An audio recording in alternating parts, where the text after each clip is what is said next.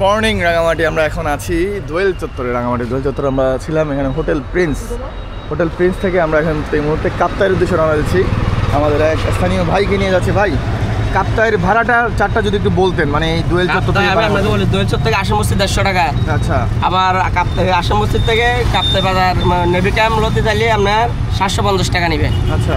এবার আমি আপনাদেরকে ঘুরায় 1000 টাকা দিতেছি, কাপ্তাই নামাই দেবো। মানে প্রত্যেকটা প্লেসে দাঁড়াবেন আপনি? এখানে টোটাল কয়টা প্লেস আছে বেড়ানোর মতো? আমি বলি প্রথম পর্বে বার্গিলেক, আইলাভ রাঙামাটি, বেড়াইন্যা, স্মৃতি মন্দির, এবার কাপ্তাই। 5টা স্পট ঘুরাবেন এবং কাপ্তাই নামাই দিবেন। কাপ্তাই নামাই দেবো। টোটাল আপনার 1000 টাকা।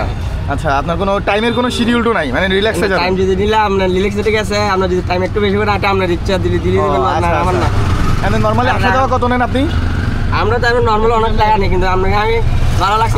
আসা যাওয়ার রেট কত নেন? আসা যাওয়ার আমরা ঘুরে টুরে আইসা ধরেন রাঙামাটি সহ ঘুরাই 2200 টাকা নিই। 2200 টাকা 2000 টাকার মতো নেন? 2200 টাকা। আচ্ছা, আপনার মোবাইল নাম্বারটা আমি এখানে ভিডিওতে দিয়ে দিব। যারা এখানে আসবেন অবশ্যই এখানে এসে এরকম সিএনজি নিয়ে, মানে অ্যাভেলেবল সিএনজি পাবেন, নির্দিষ্ট কোনো সিএনজি না নিলেও চলবে। যেমন এই দোয়েল চত্বর, বনরূপা, যে কোনো বাজার থেকেই আপনি কাপ্তাইয়ের উদ্দেশ্যে এরকম পাবেন। আমরা এখন রওনা দিচ্ছি। বিসমিল্লাহ করে। বিসমিল্লাহ।